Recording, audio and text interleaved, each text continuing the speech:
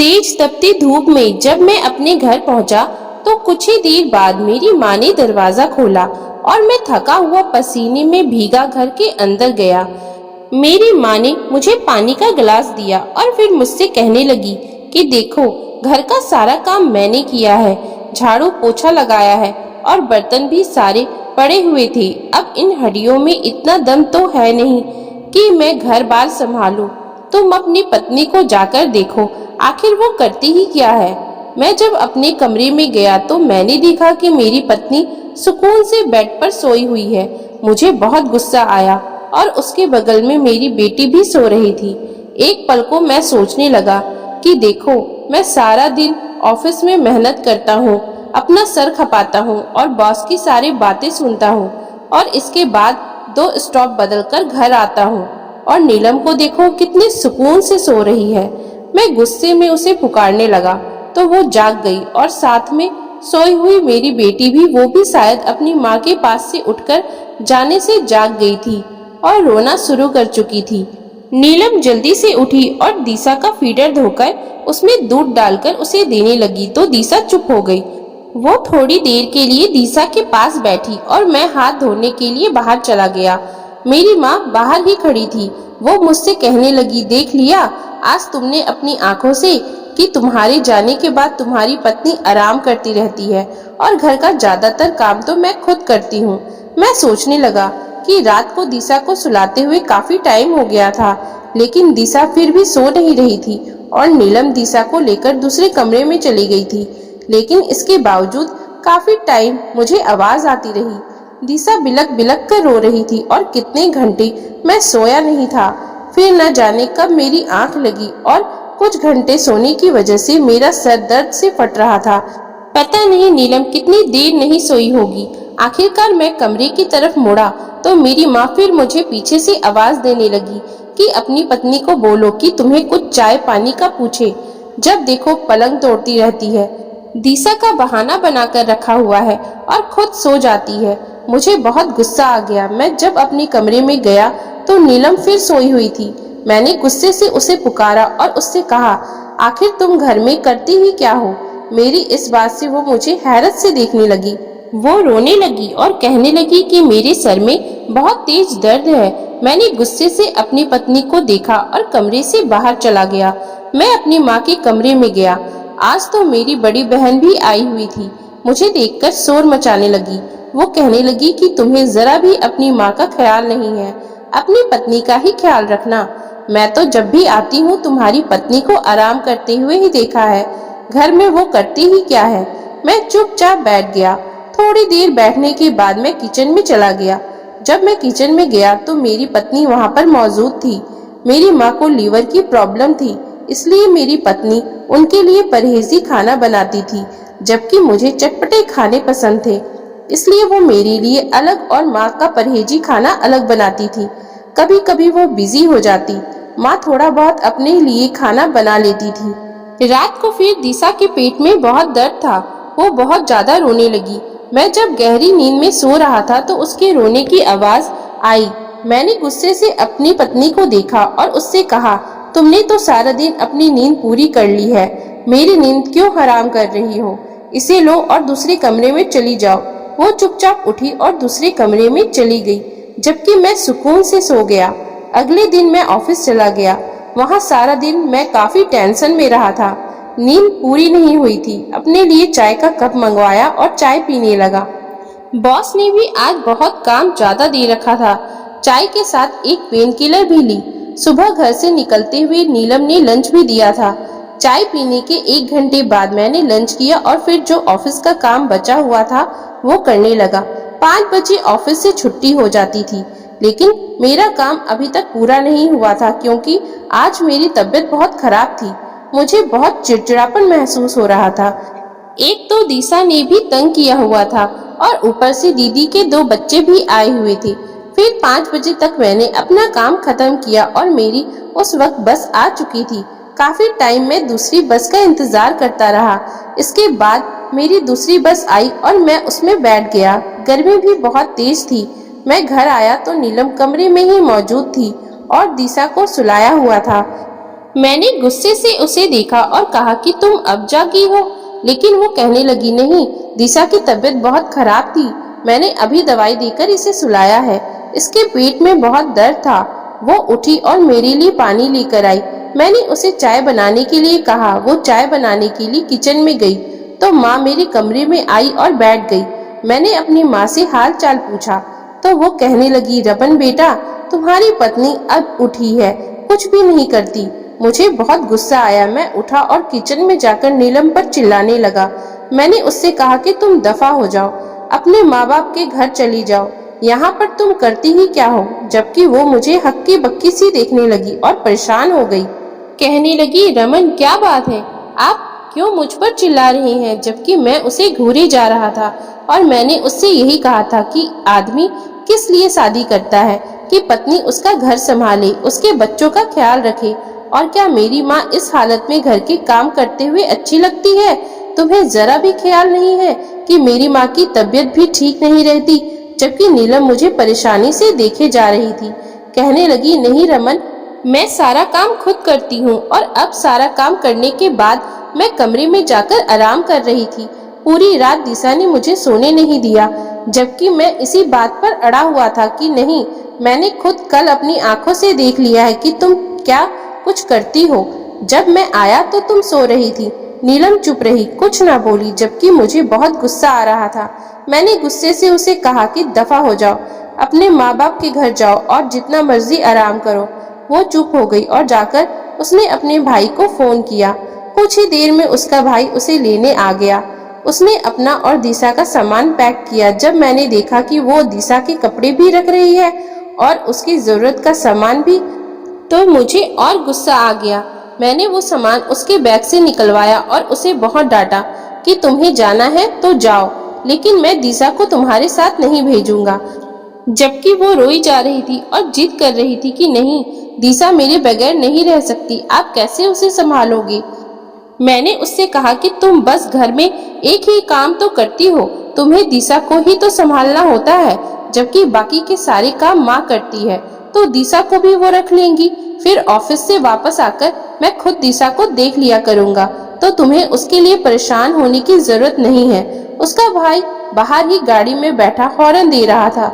नीलम के मायके वाले अच्छे खाते पीते लोग थे, उनके हालात काफी अच्छे थे। हालात तो हमारे भी ठीक थे। मैंने बस बाइक रखी हुई थी और ऑफिस दूर होने की वजह से मैं बस में ही जाता था, और एक तो गर्मी की वजह से मैं बाइक का इस्तेमाल भी कम करता था। थोड़ा रास्ता भी सुनसान था, इसलिए बस में कुछ सिक्योरिटी फील होती थी। बार बार हॉर्न बजाने पर नीलम अपना सामान उठाकर चली गई।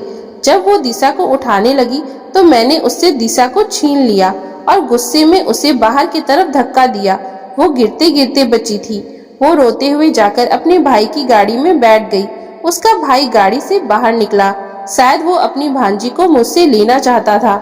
मेरी तरफ आने ही वाला था कि नीलम ने उसे मना कर दिया और कहा, नहीं भाई, आप ना जाए। और वो चुपचाप गाड़ी में बैठ गया और अपनी बहन को लेकर चला गया। जबकि मैं कमरे में आया, दिशा रो रही थी। मैंने आगे पीछे उसका फीडर देखा, वो मुझे कहीं भी नहीं मिला। जब मैं किचन में गया तो फीडर वैसे ही सिंक में पड़ा हुआ था। मैंने दिशा को नीचे फर्श पर बिठाया क्योंकि वो नीचे ही ना गिर जाए। उसे फर्श पर बिठाकर मैंने फीडर धोया, फ्रिज से दूध निकाला और गर्म किया और दिशा को फीडर में डालकर दिया। फिर मैं उसे कमरे में ले आया। काफी टाइम हो गया था। मैंने सोचा कि अब तो कुछ खाने का भी देखना है। माँ के कमरे में गया और माँ से पूछा कि क्या पकाना है। माँ कहने लगी, क्यों, तुम्हारी पत्नी ने कुछ बनाया नहीं? मैंने कहा, नहीं माँ, वो चली गई है, मैंने उसे घर से निकाल दिया है। माँ मुझे हक्का बक्का होकर देखने लगी और कहने लगी, रमन, आज तो मेरी तबीयत बहुत खराब है। जब मैंने अपनी दीदी की तरफ देखा, वो बेड पर सर लपेटे लेटी हुई थी। मैंने उन्हें कुछ भी कहना ठीक नहीं समझा। यही सोचा कि दीदी घर में भी सारी काम करती रहती है, बच्चे भी संभालती हैं और घर भी उनका अलग है। यहाँ पर आती है तो कुछ आराम कर लेती है और माँ का मुझे खुद ख्याल था।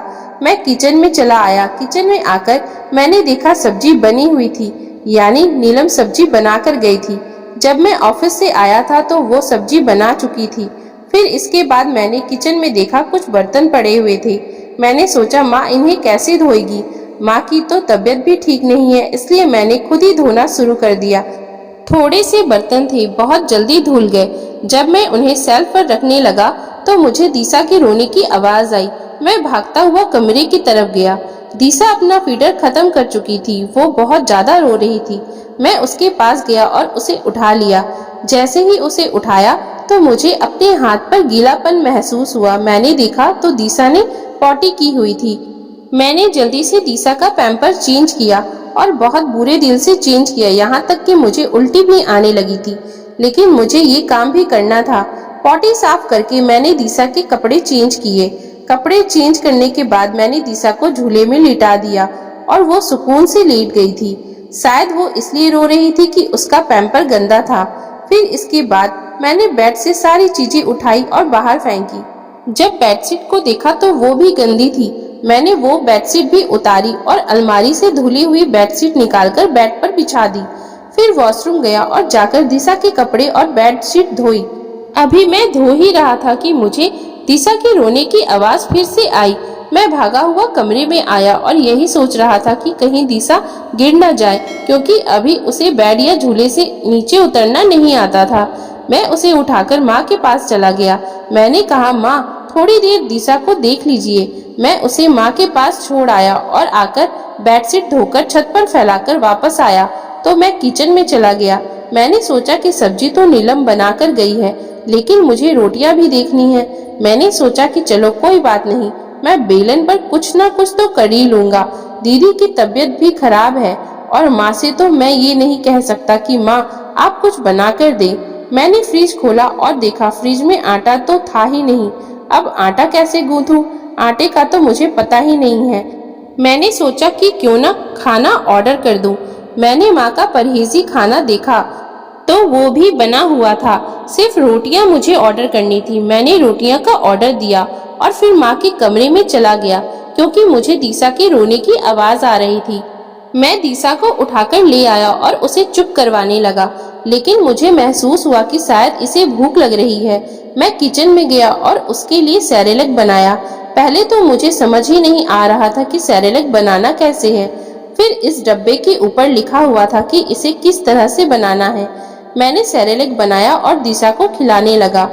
उसने खाते खाते फिर से कपड़े गद्दे कर दिए थे। मैं उसे खिलाने के बाद उसके कपड़े चेंज करने लगा। तब तक रोटी भी आ चुकी थी। दिशा को बेड पर बिठाकर कुछ छोटे छोटे खिलौने रखे तो वो उनके साथ खेलने लगी। इतने में दरवाजे पर बेल बजी। शायद होटल वाले ने रोटियां भिजवा दी है। मैं रोटी लेने बाहर गया और रोटी लेकर किचन में आ गया। किचन में आया तो सब्जी ठंडी पड़ी हुई थी, क्योंकि वो तो काफी टाइम पहले नीलम ने बना ली थी। शायद इसलिए कि दिशा उस वक्त सो रही होगी, क्योंकि बच्चे को संभालना कोई आसान काम नहीं है। पिछले इन 3 घंटों से मुझे इस बात का एहसास हो रहा था। मैं माँ के पास गया और माँ से कहा कि माँ आप उठकर सब्जी ही गर्म कर दें, जबकि माँ ने मुझे साफ जवाब दे दिया कि नहीं रमन बेटा, मुझसे तो चलने की भी हिम्मत नहीं है। मैं किचन में आया और अपनी माँ की सब्जी गर्म की, उन्हें उनके कमरे में दे आया और अपना खाना लेकर अपने कमरे में आ गया। दिशा अभी तक अपने खिलौने के साथ खेल रही थी। मैंने जल्दी जल्दी मोटे मोटे निवाले तोड़कर खाना खाया और यही सोचा कि अगर दिशा ने रोना शुरू कर दिया तो सब्जी और रोटी ठंडी हो जाएगी, इसलिए मैंने जल्दी जल्दी खाना खाया। अभी खाना खा ही चुका था कि दिशा ने फिर से रोना शुरू कर दिया। फिर मैंने दिशा को उठा लिया। उसे उठाए हुए मैं किचन में बर्तन रखने गया। चाय पीने का बहुत मूड हो रहा था। मुझे याद था इस टाइम खाने के बाद नीलम कभी कॉफी और कभी चाय बनाकर मुझे देती थी और मुस्कुराती हुई मेरे पास आती और कहती, आप थक गए हैं तो मैं आपका सर दबा देती हूँ, टांगे दबा देती हूँ। और कभी वो मेरा सर दबाना शुरू कर देती, कभी टांगे, और मुझे सुकून मिल जाता था। मैं किचन में आया, लेकिन चाय तो बना नहीं सकता था क्योंकि दिशा को उठाया हुआ था। मैं फिर कमरे में वापस आ गया। दिशा को एक खिलौना पकड़ाकर मैं जल्दी जल्दी किचन में गया और उसका फीडर धोकर उसमें दूध डाला और फीडर को ओवन में रख दिया। दूध बस 1 मिनट में ही गर्म हो गया। मैं जल्दी से फीडर लेकर कमरे में आया। तब तक दिशा के रोने की आवाज फिर से आ रही थी। मैंने दिशा को फीडर दिया और वो चुप हो गई। फिर मैं उसे अपने हाथों पे लिटाकर कमरे में चलने लगा। कुछ ही देर बाद वह सो गई। मैं खुद भी उसके पास लेट गया। ना जाने कब मेरी आंख लग गई, क्योंकि पिछले 2-3 दिनों से मेरी भी तबीयत ठीक नहीं थी और मैं बहुत थकान महसूस कर रहा था। आधी रात को मेरी आंख खुली। मुझे ऐसा महसूस हुआ कि मेरा बिस्तर गीला है। मैं जल्दी से साइड टेबल पर पड़ा लैंप ऑन किया और देखा तो दिशा का पैम्पर लीक था। मैंने जल्दी से उसका पैम्पर चेंज किया, उसके कपड़े चेंज किए, अलमारी से एक और बेडशीट निकाली और चेंज की। नींद इतनी ज्यादा आ रही थी कि वो कपड़े और बेडशीट मैंने ऐसे ही वॉशरूम में रख दिए और खुद भी सो गया और दिशा को भी सुला दिया। सुबह उठा तो काफी टाइम हो गया था। तब तक माँ नाश्ता कर चुकी थी, लेकिन जब मैं जागा तो माँ ने मुझे नाश्ते का पूछा ही नहीं। मेरी दीदी के बच्चे भी आंगन में खेल रहे थे। दीदी ने भी मुझसे खाने का नहीं पूछा, जबकि मैं खुद ही किचन में आया और फ्रिज से ब्रेड और बटर निकाला और बगैर गरम किए जल्दी जल्दी खाना शुरू कर दिया, क्योंकि ना तो मुझे पराठा बनाना आता था और ना ही टाइम था। हालांकि मुझे नाश्ते में दही और पराठा पसंद था। मुझे नहीं पता था कि नीलम कब और कैसे दही बना देती थी, कितना दूध डालती थी और उसमें कितना दही मिक्स करती थी। मुझे तो बस हर चीज तैयार मिलती थी। फिर मैंने ब्रेड खाई और जल्दी जल्दी तैयार होकर ऑफिस के लिए चला गया और दिशा को माँ को पकड़ा दिया। सारा दिन ऑफिस में बिजी रहने के बाद जब मैं घर आया तो मुझे गली से ही दिशा की रोने की आवाज आ रही थी। मैंने दरवाजा खटखटाया तो माँ ने दरवाजा खोला। दिशा आंगन में ही फर्श पर बैठी रो रही थी। उसके पास बहुत सारे खिलौने पड़े हुए थे। जब मैं अंदर गया तो मुझे देखकर वो और चिल्लाने लगी और पापा पापा कहने लगी।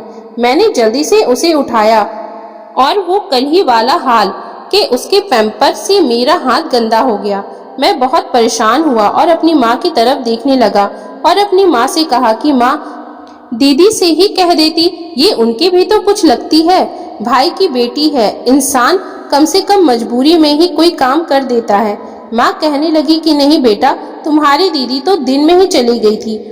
वो तो 1 महीने से मेरे पास आई नहीं थी और मुझसे मिलने ही आई थी। मैंने माँ से कहा कि दीदी इतना तो देख सकती है कि आपकी तबीयत खराब है, 3-4 दिन रह लेती तो क्या हो जाता। लेकिन मैं तो शायद समझ गया था कि वो इन्हीं झमेलों की वजह से घर से चली गई है। हालांकि पिछले महीने जब वो आई थी तो पूरे 10 दिन रहकर गई थी और मैंने खुद महसूस किया था कि नीलम ने उनके बच्चों को भी संभाला हुआ था और वो आराम ही करती रहती थी। लेकिन फिर भी उनकी जबान पर यही शिकायत रहती थी कि नीलम हमारा ठीक तरह से ख्याल नहीं रखती। मैं यही सोच रहा था कि दिशा के जोर जोर से रोने की आवाज ने मुझे झंझोर दिया। मैं जल्दी से वॉशरूम में गया और वहां रात वाले कपड़े देखकर मेरा और दिमाग खराब हो गया। अब जैसे भी था मुझे ये सब कुछ तो करना था। मैंने दिशा के कपड़े उतारे और दिशा को नहलाने लगा। मुझे इस चीज का बिल्कुल एक्सपीरियंस नहीं था, लेकिन ये सब तो मुझे ही करना था।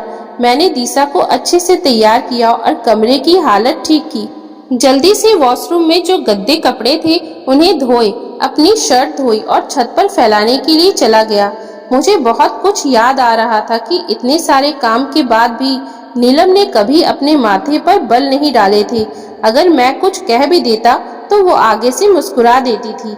इसके बाद भी वो मेरा बहुत ख्याल रखती थी। ये सब सिर्फ माँ की वजह से हुआ था, क्योंकि माँ मुझे बार बार ताने देती थी कि तुम्हारी पत्नी करती ही क्या है। पता नहीं माँ को नीलम से क्यों इतनी चिढ़ थी। मैं किचन में गया, वहाँ पर भी कुछ बना हुआ नहीं था। दिशा को दूध गर्म करके दिया और यही सोच रहा था कि इतना भड़काने के बाद माँ ने इतना तो कर लिया कि अपने लिए कुछ परहेजी खाना बना लिया, लेकिन बेटे को पूछा तक नहीं। माँ तो कहती थी कि बर्तन मैं धोती हूँ, तो वो सिंक तो बर्तनों से भरा पड़ा था। माँ ये कहती थी कि फर्श मैं साफ करती हूँ, लेकिन 2 दिनों से फर्श भी गंदा था।